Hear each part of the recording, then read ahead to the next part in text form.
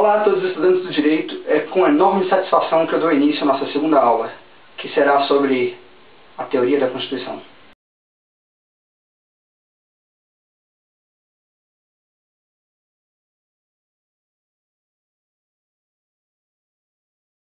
A Constituição, como nós já falamos na nossa primeira aula, é o objeto de estudo do direito constitucional. Mas o que seria uma Constituição? Bom, Constituição é exatamente o ato de constituir o Estado. É a lei maior do Estado.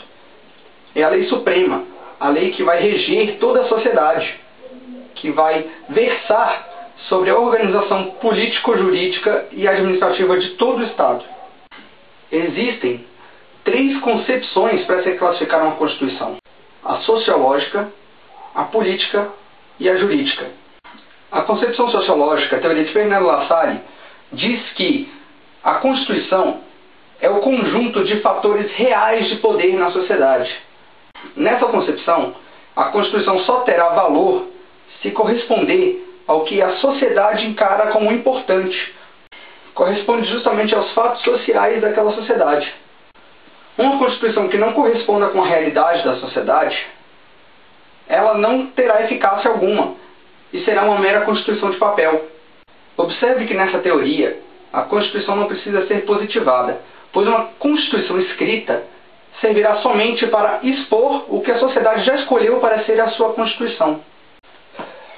Já na concepção política, teoria de Carl Schmitt, a Constituição é o conjunto de decisões políticas do Estado. Isso é, a Constituição é meramente um conjunto de decisões políticas.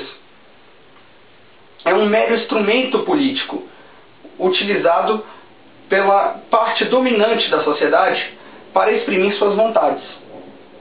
Nessa teoria, a Constituição é uma decisão puramente política, sem cunho sociológico. Já na concepção jurídica, teoria de Hans Kelsen, a Constituição é a lei maior do Estado. A Constituição é puro dever ser. É pura norma, não tendo nenhuma fundamentação sociológica, filosófica ou política. Essa teoria é ilustrada pela pirâmide de Kelsen, onde você tem a Constituição Federal no topo e o resto das leis e atos normativos embaixo, todos eles tendo que obedecer os ditames da Constituição, todos eles tendo que obedecer às normas constitucionais, pois a Constituição é a norma básica, fundamental do Estado, é a lei maior do Estado. Por isso, o controle de constitucionalidade, pois uma lei não pode contradizer o que a Constituição está dizendo.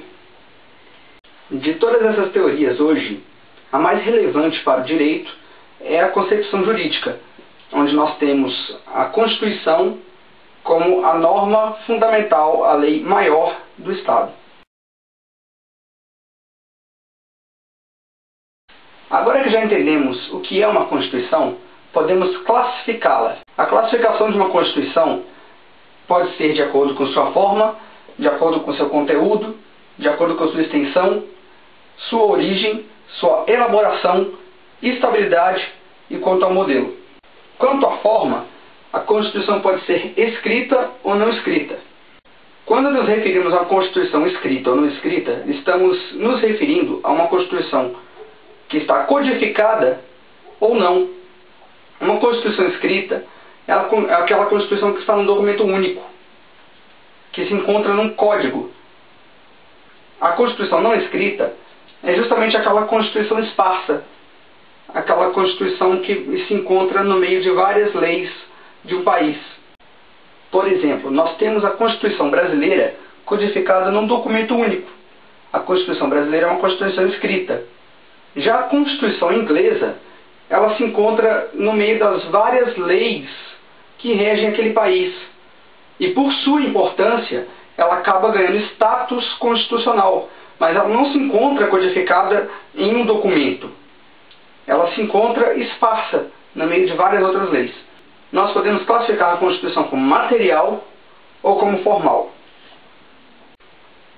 Na Constituição material, leva-se em conta somente o conteúdo da norma constitucional, Se aquela norma for uma norma que trata sobre a organização do Estado, a divisão dos poderes, a forma de aquisição do poder e as garantias individuais, aquela norma vai ser uma norma constitucional, estando ela escrita ou não.